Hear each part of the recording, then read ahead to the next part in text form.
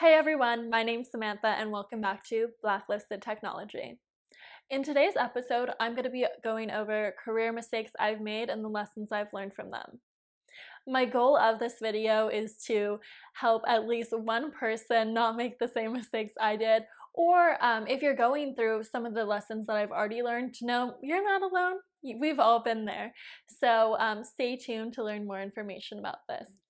So, the first lesson I want to talk about today that I learned and am still learning and practicing every day is that your worth is going to be tested throughout your career, and there is no better person than yourself to be an advocate. You know your worth, and it's important to be informed and educated on the positions you're applying for.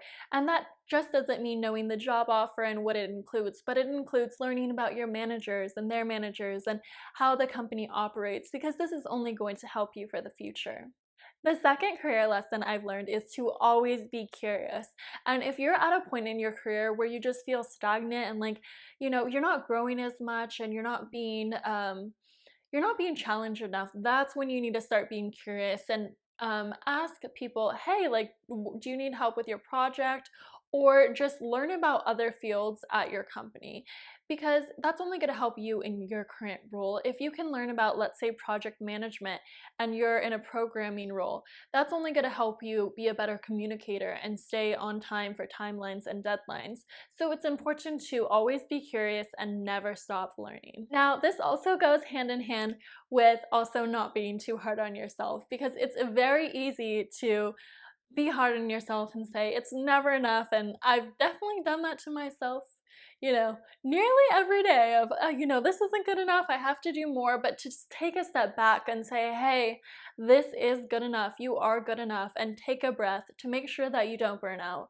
Because I think the number one reason for burnouts is that people are overworking themselves, number one, and second, they're not establishing boundaries within themselves and practicing positive self-talk about, hey, I am good enough, I am doing enough, and just reaffirming those affirmations that you are good enough. So it's really important.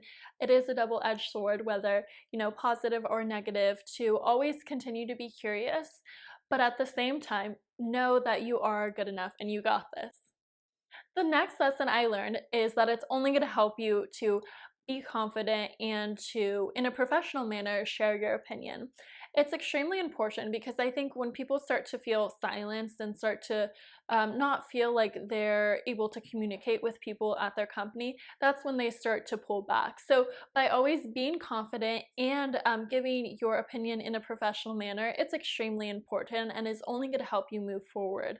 And it's interesting enough because prior I used to be a little more shy, but now I am definitely okay with being confident and in a professional manner sharing my opinion. And I have to say, people only respect me more for it.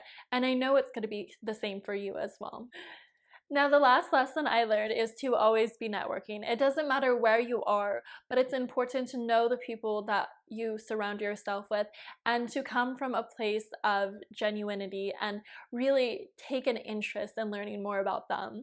Now, people can tell when you are coming from a place of genuinity, because as you know, we've all had those people who just come up to us and say, hey, what do you do? And you're kind of put off by that. You're like, huh, that was interesting. Whereas the people who are like, oh, are you from here? Where were you born? These questions are more acceptable and more likely to get you a better response. I know a great story of a friend of mine who actually the other day was in a grocery store and stirred up a conversation with the person next to them. And from there, they ended up talking about what field they work in, and she ended up getting a job offer. So it really shows you it doesn't matter where you are, a gas station, grocery store, coffee shop, but just by taking an interest and getting to know people, they are going to give you good feedback as well. And who knows, you might make a lifelong friend as well from it. So always make sure to network and take genuine interest in the individuals around you. Well, these are some of the lessons that I've learned so far. Make sure to comment down below if you have any lessons I missed or can include in another video.